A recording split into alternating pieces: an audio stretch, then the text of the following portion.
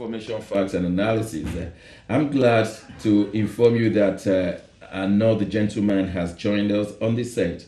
His name is Mr. Corrah, and he's representing Africa Research Excellence Fund. Mr. Corrah, welcome to the program.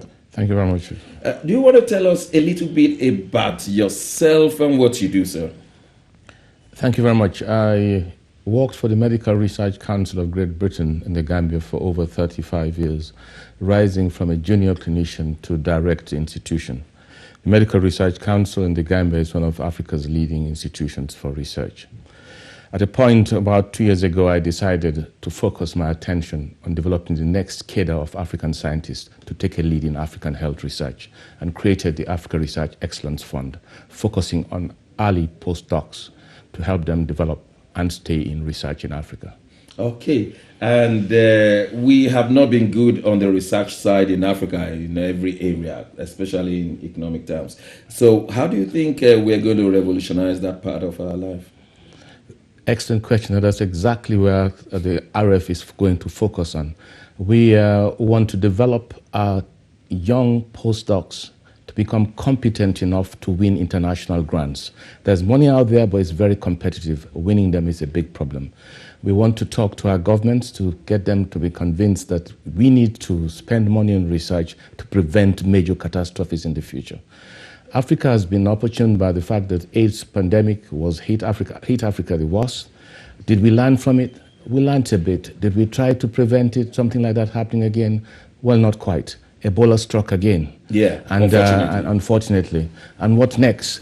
We want to prepare the next cadre to be able to arrest such unfortunate incidents in the near future. Now, will you be recruiting doctors from abroad? Because from the little I know and I've heard, the African doctors have not been exposed to the latest technology, and they're still using old rudimentary style of doctoring. I'm very fortunate to have served in lead committees that actually give sponsorships to all and sundry, including Africans. And I've experienced the weaknesses that Africans have in making success out of these interviews. Very bright young boys and girls, but they lack the skills. Hence, our focus would be to provide them with those skills to be able to win competitive grants. So our focus is unashamedly on early postdocs between 1 to 5 years. We have two approaches to this. We're going to raise sufficient funds to offer what we call fellowships. Okay. And we have linked up ourselves with universities as Cambridge. Just 2 days ago, we linked up with UCL. We've linked up with Imperial. We've linked up with UCT in South Africa and WITS in South Africa. Give these young boys and girls 6 to 9 months fellowship. Let them come to institutions where science is fantastic. Let them learn the skills, let them obtain mentors, let them get sponsorship, and let them be trained on how to write research grants. I think this is fantastic. And before the end of the program, we'll be asking you to itemize how people can get to you and what they need to do, if there's any website, if there's any email to write, and we'll be coming back to that. You don't seem to be a political-oriented person. Will I be putting you on task if I ask about how the challenges the Gambia president is having with the Western counterparts? I know he's having a few challenges. Unfortunately, I'm such a diehard scientist that I like that. The science of politics is something I'm yet to unravel. All right, thank you very much. Gambia is a place I love to go. It's well known for its tourism, and I don't know if you will invite me after the program. Yes, Nat. That MRC, yes. Bakau. Yes. It's a center of excellence. Yes. No dispute about that. But how has that impacted the average Gambian? You've been there for years. Very good question, and we're always very proud to answer that question. The Gambia has the best EPI program in the whole of Africa, and this is because of the work that MRC has done.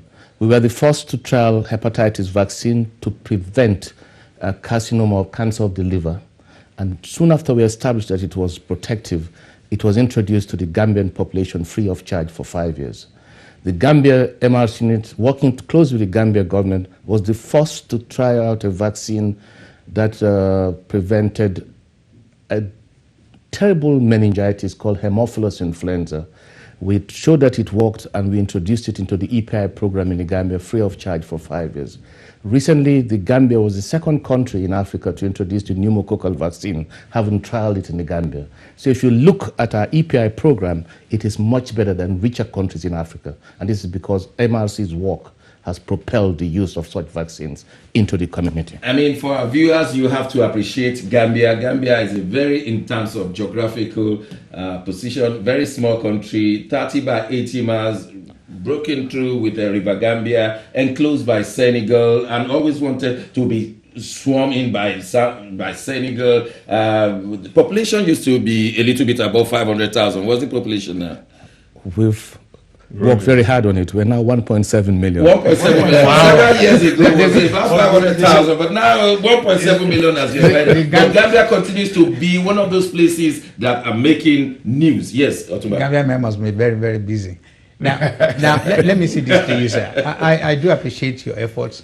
If I ask you this question and say, if you want to measure your success, all your running around in Europe, all the recruitment and so on and so forth, the ideas you want to bring home, if you measure that to your success back home, how will you rate it, 1 to 10? I didn't quite get that question. Now you're making the same efforts, like you're recruiting people. You want to bring the idea. You want to take so many things back to Gambia. But the point, or let me put it this way: the situation in Ghana, your efforts might not be crowned so well as you really would have loved to, because of the social settings in Gambia, in Ghana, in Nigeria, and so on and so forth. The problem, the corruption, and so many other things. The level of poverty. You understand? It will not enhance and will not enrich your effort. And I think it's sad. Looking at you in the face, I can see how much you put into this. You understand me? But the problem again is on the ground.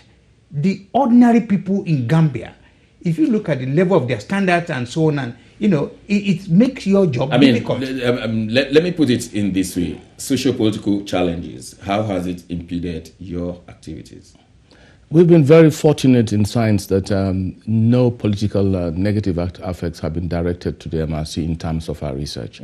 And I can say that when we talk about the Gambia Medical Research Council, we cannot just limit ourselves to the Gambia. We've influenced the whole of Africa. The hepatitis vaccine, having been trialed and shown to work, is now being pushed into the whole of Africa. Has it been pushed to Nigeria? Because only this morning I read that Nigerians, 20 million Nigerians have got hepatitis. Yes. And I know they're in categories. 20 million? 20 million, 3.6 million in Bauchi alone. Yeah. So 20 million in Nigeria, we're 170 million. And yet 20 million Nigerians have, just this morning the news broke. So how will you help us in Nigeria? Well, we have shown that it works, and it's being used all over Africa now. Nigeria started later than the Gambia. Yeah. And so did other countries in Africa. We were the first to introduce it in Africa, that tiny little country, because the research showed it worked. Tell our viewers, what's the difference between hepatitis C, hepatitis B, and D? Tell us. Well, there are different types of hepatitis, but I think we want to focus on attention on hepatitis B more than hepatitis C, because B causes liver cancer more than the other ones. Okay. And it's much more common in Africa than C is.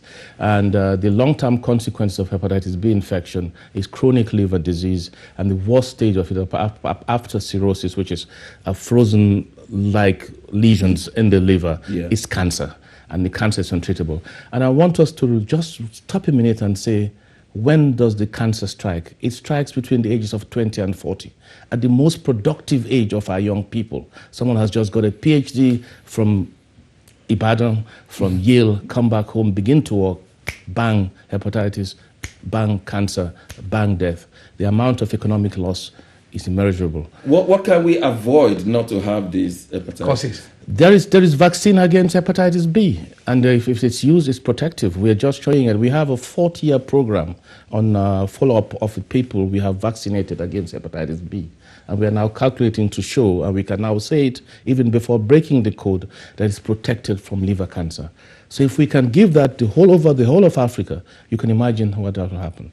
Hepatitis A is common. It is usually, most of the time, self-limiting, doesn't cause death, and it's just pure hygiene, basic hygiene. Wash your hands, watch what you eat, etc. Hepatitis C is transmitted in the same way as hepatitis B.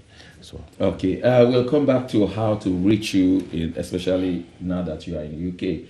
I promise that we'll be looking at the position of the church building at Aso Rock. This is a social issue, so switch from hepatitis to social. Reverend Itua, you are a minister of the gospel and a very controversial one, because when Ebola broke out over a year ago, I read it all over the pages of newspaper that you said they should pray against Ebola and that will be it. Do you want to clear your name now, or we hold you responsible? Well, that was just a bit of media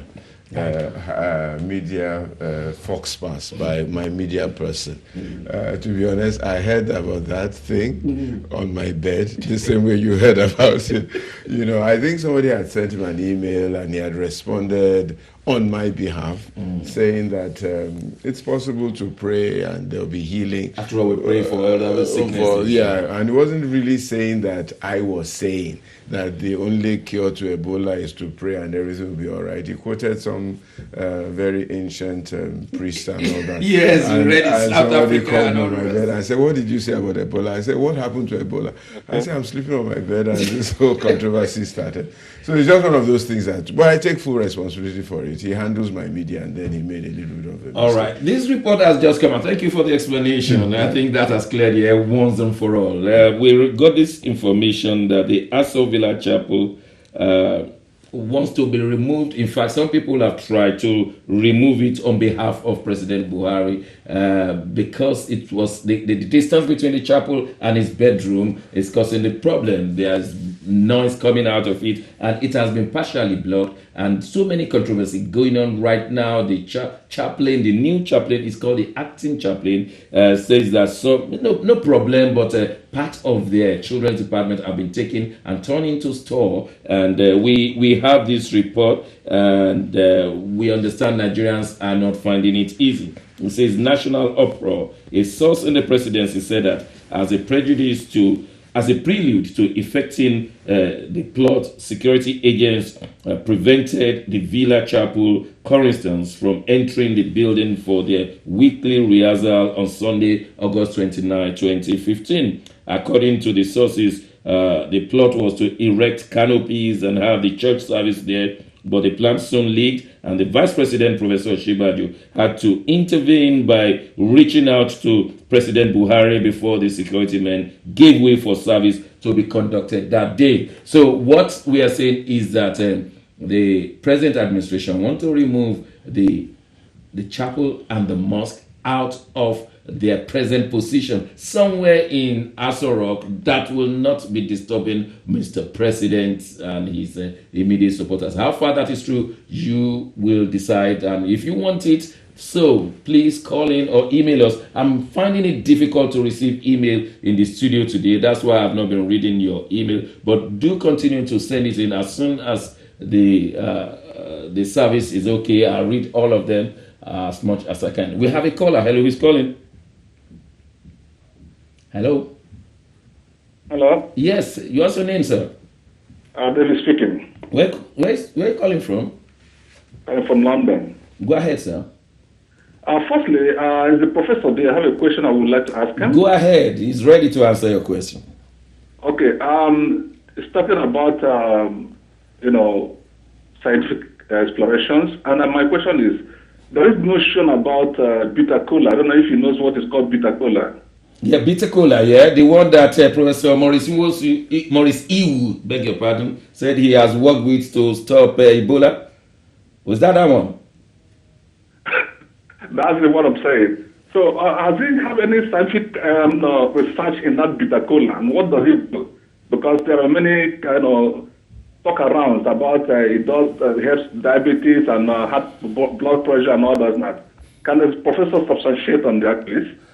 I'll just make general comments on herbs and their use in treating various diseases. Clearly, our ancestors used them, and they were shown to be successful according to the measurements they use. For today, for any drug to become useful or herbs or not, it got to go through very stringent scientific rigor. And this is what has not happened for most of the herbs we profess to work. We shouldn't say herbs are not good. Please never say that, because the most potent antimalarial drug today at a meeting is a herb from China. But they went through the due process of testing it, toxicity, side effects, dosage, usage, killing, everything done and standardized and then packaged out. If we can do the same for bitter cola and shows that it works, let it be. Well, you know that for the rest of our viewers, Professor Iwu, who used to be the chairman of INEC, had a bit of academic challenge when he said he's done that research, and but the prof is being very, very diplomatic. Itwa, what will you say? About bitter cola? No, forget it. I think it's bitter for now. Let's just leave that bitter. No. The Aso Rock Chapel and Mosque about to be removed, and I know eventually they will move it. Yeah, it seems as though there's some moves in Aso Rock to move that that chapel. Whether it's originating from Buhari himself, I'm not sure. It could be some aide that feels that this is probably not right. It's probably an affront to the presidential ears for him to be hearing praise and worship by his. But I know that Buhari himself is not adverse to freedom of worship and all that. And I know that he has serious interactions with men of the Christian faith. But what we should try to avoid is to be making this become another source of religious controversy in Nigeria. We don't have the energy and the time and the amount of intensity that will now begin to draw from our resource, because this was almost the platform on which they ran these elections. Yes, but unfortunately, our society, has been built around ethnicity and religion, and it can be used to divide us and do every sort of thing. Otumba, you wanted to say something? I want to agree with, and this is fantastic. To be honest with you, I agree with your analysis, and we should not make too much out of all this. And it shows clearly how we plan, how we do. You see, there's a difference between not making too much out of it and what the society is. Yeah, but you see, what the society should be told, people from what they should know is the planning in the first place was probably not properly put together.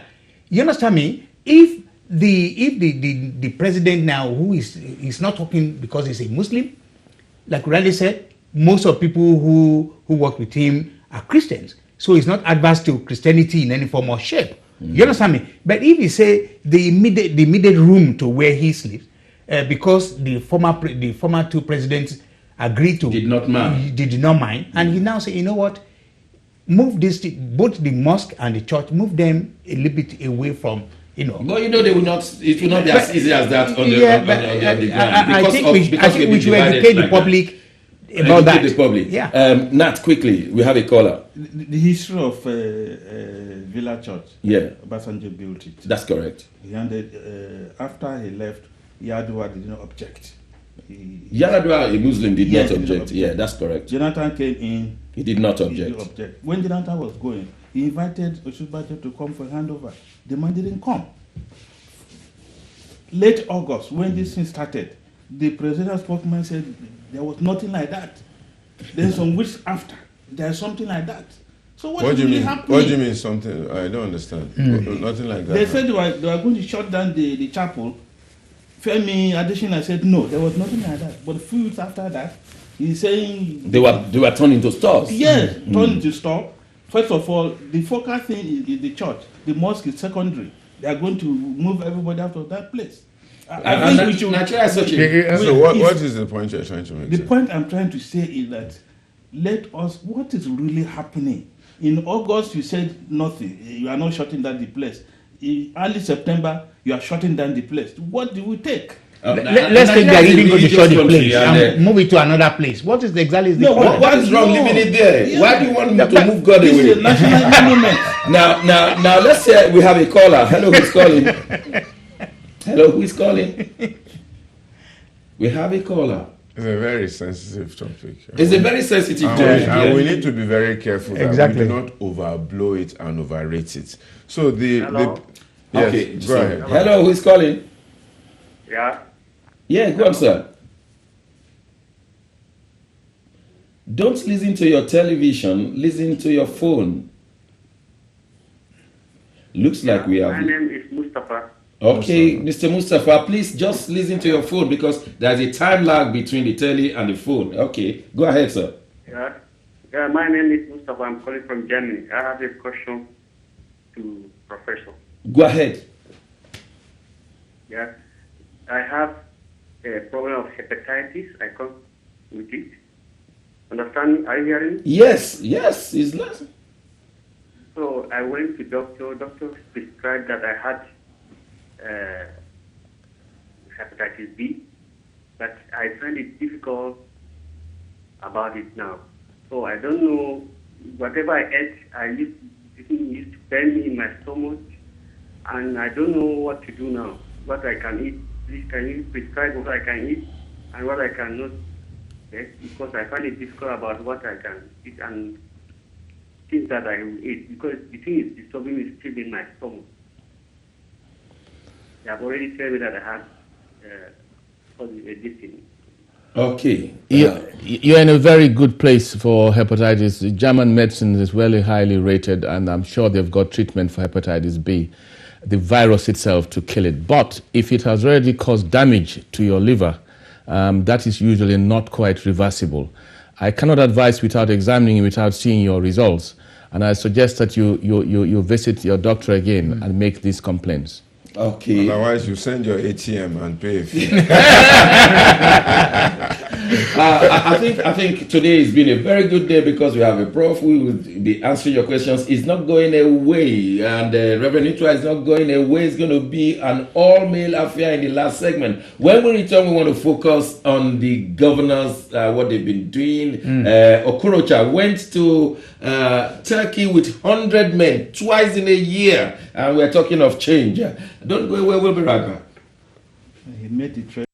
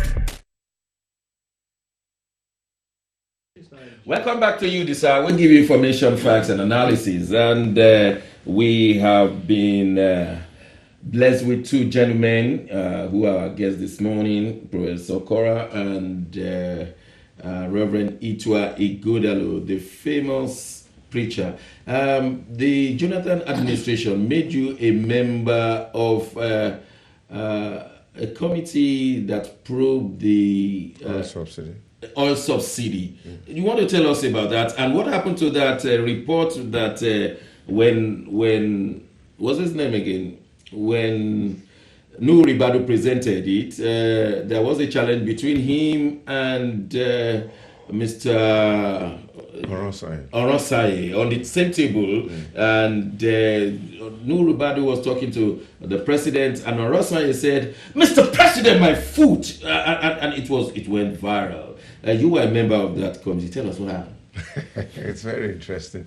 What happened was that in the wake of the oil subsidy, what you may call a riot in Nigeria, when there's controversy, change the oil price or remove the subsidy, this and that, the federal government then reacted by trying to stem that particular matter. And they set up about 3 or 4 committees. And I was put on one of them. There were 12 of us. The present Chief of Staff to the Excellency, Abba Kyari, was on that committee, myself, Nuhu Ribadu, Professor Okunu, quite a few people. Yeah. And we sat for about, and of course, Steve Orosanye was the vice chairman of the committee. Yeah, that's true. And we sat through this thing for about 3 months. I think Steve Orosanye, the best I can say was that he probably had other national duties, and he wasn't quite as frequent and regular on the committee as he could probably. But on the day of presentation, he came on the day of presentation. Was it true that Dizani asked him to come that very morning? He chartered a plane, and you will not know. Well, I don't know if he was asked to come, but I know that the night before he was in the States. I know that he was somewhere in the U.S. the night before. Yeah, okay. He was in the U.S. But you will not confirm he was particularly called. I can't confirm that because I don't know. But hold on a minute, please. But he did arrive that morning of the presentation of the report. He had expressed, in fairness to him, he had expressed about 2 or 3 weeks before a contrary opinion to some aspects of the report that he wasn't satisfied with. And we all sat together and we were working on those aspects of the report. And even while we were finalizing the report, we were back and forth to him on the phone in the US and 1 or 2 other people about what the issues were and all that. And we had thought, to be honest, because we worked almost all night, that we had come to some agreement on that report. And we didn't even think he would be around anyway because he was in the US, as I said, the night before. So it was very, very interesting to see him in the chambers that morning. And Nuru then went ahead to present the report. And everybody was a bit taken aback at that objection, to be honest. And I don't know if that was what was responsible, but none of those reports, all 4 of them, including the Dr. Seleman Committee, none of them were implemented subsequently. Well, that's the story of Nigeria. Let me take a call before we look at this governance. Yes, hello, who's calling? Thank you very much, Dr. Johnson. Sorry for keeping quickly, you. Let me just return back to this gentleman here. The professor. I know he's very fresh from Nigeria. Oh, Reverend. I want you to please explain to the rest of us what transpired during this Senate election that produced Saraki. And secondly, when you're talking about the church and the mosque from Asul Rock, please, I still want us to visit it. And this is my take on it. No matter what, Obasanjo produces it, Buhari wants it off. Doesn't mean anything to me. But the only thing that is matter is about the security of Mr. President in that Asul Rock. If everybody is now trying to say that I want to worship in Asul Rock, and they are now taking their cars and vehicles and whatever to Asul Rock, they can fellowship in any church. And if the president believes that the church should be moved away from the Asul Rock, I see no reason for it. And the last one is about the professor, about hepatitis B. The resolute for that hepatitis B, like they said that in Nigeria, 20 millions of Nigeria are with hepatitis B. Do you know that the cure of hepatitis B is hepatitis B itself? They will give you the vaccine containing the life of hepatitis B. Ask the professor. So whoever that is having it and to cure it is to get the life virus of that hepatitis B in form of vaccine to cure it within yourself. Professor, please open up on this. Thank you. Is it true? You're not quite right. The vaccine is preventive, and there is antiviral agents to treat the virus itself. And the problem we have is that usually it's given in the Gambia, for example. We learned a lot about it because we gave it to infants, and then watched them grow and made sure that they did not have hepatitis to make sure that it worked.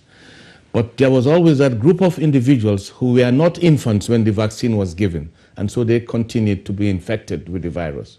And those people now are the people we are treating. There's a project funded by the EU that is being carried out in Nigeria, in Jos, in Senegal, and in the Gambia. And we're treating using affordable antivirals to try to get rid of the infection. Thank you, sir. Reverend Itwa, what happened at this Saraki? There was no party supremacy, and the last caller said, I would like to know something about it. This Saraki issue, has it gone or has it not really gone? Or we have accepted it, party supremacy, it can go to the dustbin and let the politics go on in the legislature? I think somehow it's been accepted. Finally, Saraki has had his way. This is high wire politics at the highest level that you can ever think about it. And it was politics between various parties, the president on one side, Tinubu on one side, and Saraki also on one side. And you have to understand that the APC itself was an amalgamation of 3 or 4 different kinds of strange bedfellows, each person pushing aggressively his interest and putting in all their resources. I think from day one, Saraki even wanted to be president, to be honest, of this country, of Nigeria, I beg your pardon. Finally settled to be Senate president in his own thinking, and then weighed in, you know, and all that combined to take the PDP out. So after that had been done, politics came in again. We don't want Saraki to be Senate president. He might be too powerful, might be this, might be that. So let's find somebody else who we can work with. But how far is it true that Saraki and President Buhari don't see eye to eye? Well, what it after is, that episode? What it is that I don't think President Buhari, from his body language, he has not said much. I don't think he was appreciative of the manner and method by which that election in the Senate went through. So I think that is largely his reaction. I don't like this process that has brought about these people because... but we're going to leave with him for the next... No, I'm going to take a caller. Thank you very much for this illuminating. Yes, hello, who is calling? Yeah, hello. Yeah, your name, sir? Tony. I'm Combo. Oh, okay, go ahead, sir. Yeah, you're talking about the mosque and the church being moved. Okay, the mosque and the chapel, yeah. I thought the president is the head of state and he has the prerogative to move anything he wants to move. Okay, yes.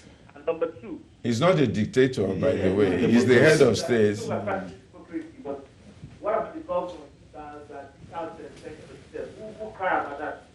Let's say it then. The church is a place of worship. You can move the church anywhere. So far you are worshiping God and the Holy Spirit, you will come there. So you don't go and meet God, God will come and meet you. That's the way it works. So you can even worship God in your house, you can God will be in your house. So it doesn't mean when anywhere you move the church. Church is just a place of worship. Because God is not an idol that worship. You know, you have to know that. Thank you.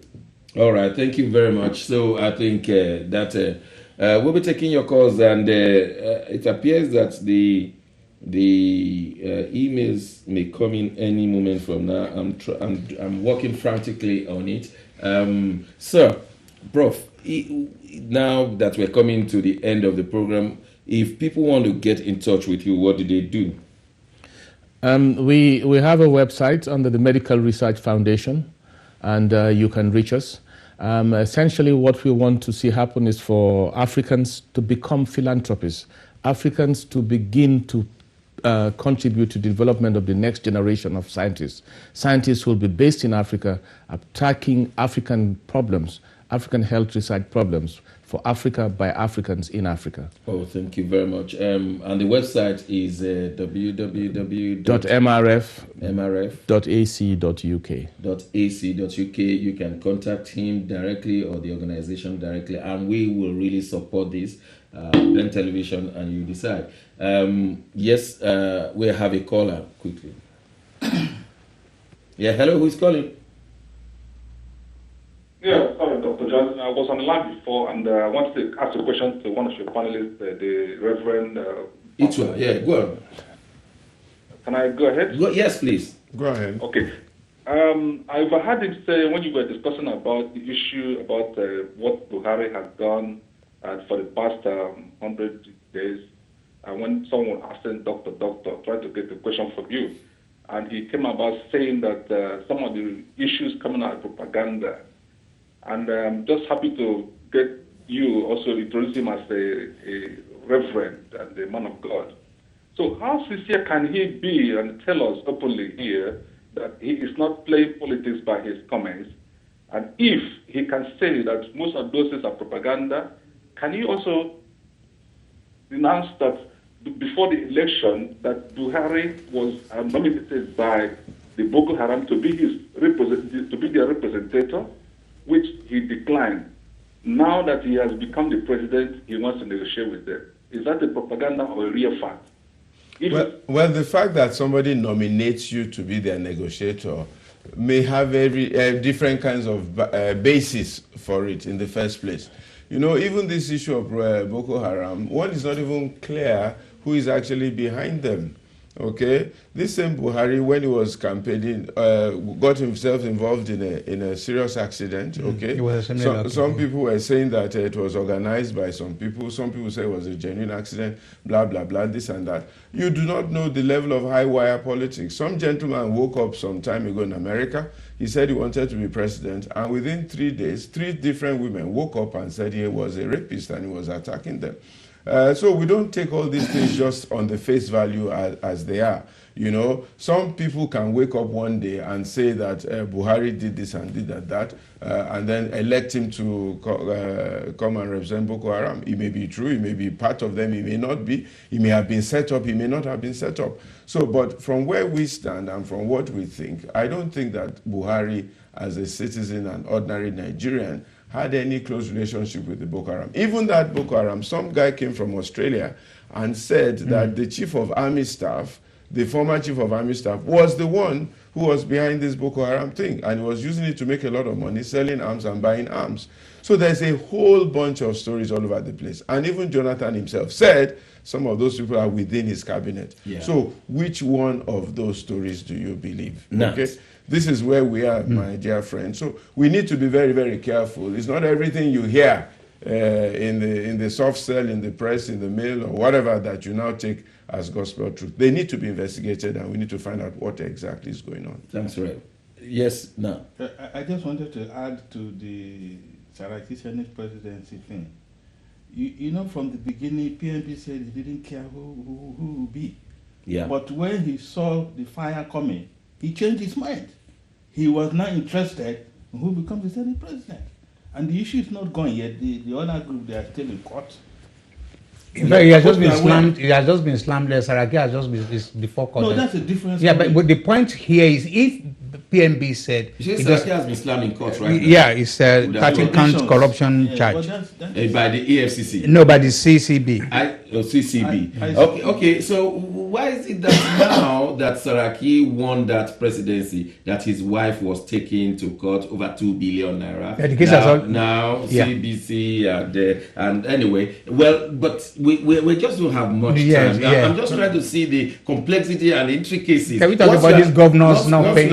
It is clear that some people in the APC didn't want Saraki to be Senate president, and this is how politics goes in Nigeria.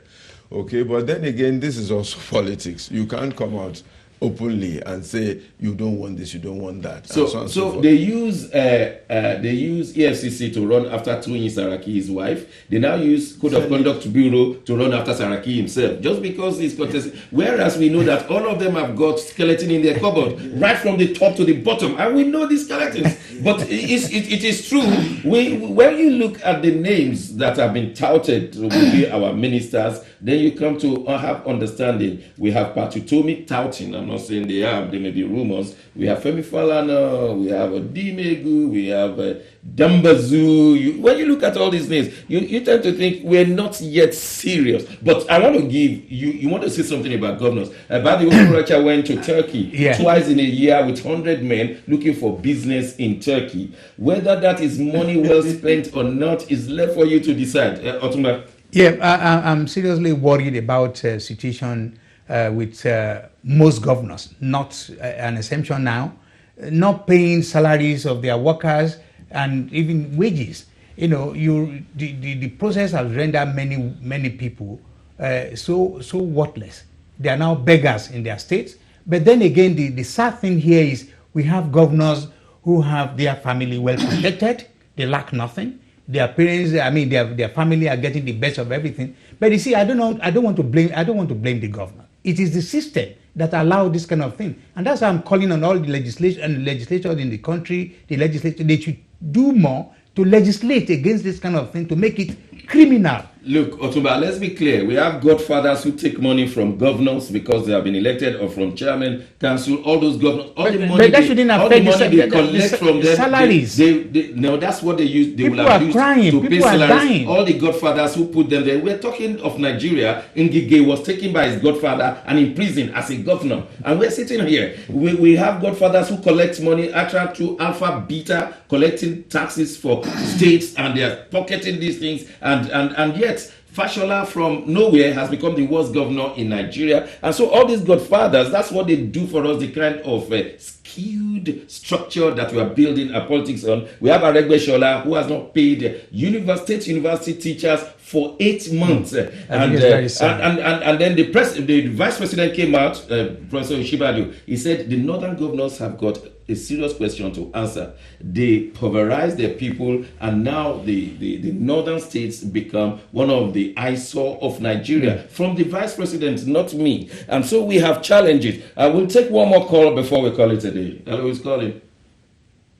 Hello. Hello, your name, sir? Yeah, my name is Macaulay. I'm calling from London. Yes. Yeah, this is a very decisive discussion. I want to agree that Nigeria is an extremely complex country to rule. And if you look at our neighbors, they are all Francophone countries.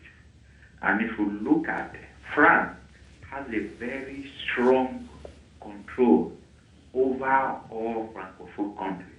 If you look at, we have two safer denominations in Africa, one in West Africa and the other one starts from Cameroon and to that side. So we should be very careful what our president discussed with France president, because in international relations, your economic interest is what determines where you go. That is that. Coming home, Boko Haram has become a very complex situation, because I overheard some people say Buhari was nominated as the spokesman for Boko Haram. Assuming that was done to spoil his reputation, and thank God he stayed away. I'm not a politician, but let us for now support Buhari, at least, if not for anything, because of the corruption index. Every facet of Nigerian society is corrupt. Even children in kindergarten schools are corrupt because our system does not work. ICPC and EFCC, they are now talking because they have somebody who can support them. Look at EFCC work effectively during Obasanjo for a period of time because the support Ribadu got from the presidency. You're the same Ribadu told the American ambassador that Obasanjo was corrupt. Thank you very much for calling. We don't have much time to say everything. But the last caller has hit the nail on the head. He said, watch out for France. Many people don't know historical backgrounds to Nigeria and France. In 1961, 3 months after Nigeria got independence, Nigeria sent the French ambassador out of Nigeria and that gave them 48 hours to pack. France never forgave Nigeria. During the Nigerian Civil War, they backed Biafra, gave them people to fight for them, and then gave many Biafrans a place to stay in Paris and other places in France. You have to look at the historical background. Because Nigeria and France compete over the foreign policies of the Francophone policies surrounding Nigeria, France and Nigeria have always been cat and mouse, watching one another because they want to control these things. We control them with petrol, but France control them by paying their civil servant salary. These are the issues to be taken into consideration when bowing down before France alone. But we should also not forget that there's no permanent frame. No permanent frame, but and it depends on who is talking to who and what do we want. Yeah, I just want to re-emphasize again the issue of non-payment of salary to workers. I think there must be a law in place to. The law is there. Nobody is enforcing it. Yeah, but this is very sad. This is very, very sad. The new law here is that we must close in 2 minutes. Yes, your last statement. We want results from PNB. Result from PNB. I agree with that. Prof, you've been a very beautiful guest. You've been very, very educative. What's your last statement, sir? The Africa Research Excellence Fund is for Africa. Please support it. Philanthropists come out and support it. All right. And it's www.mrf.ac.uk.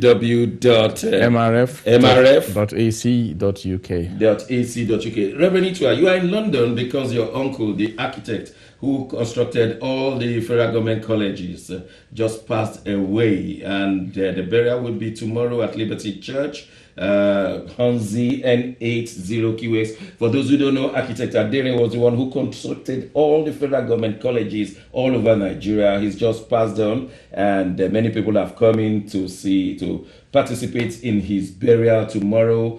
For those Fego Colosa who asked me to announce Federal Government College All Students Association, the burial will take place 11 a.m. tomorrow at Liberty Church, Hanzi N80QX at 11 a.m. We give you the last statement to say. Well, thank you very much. It's been very refreshing being here. Thank you for inviting me.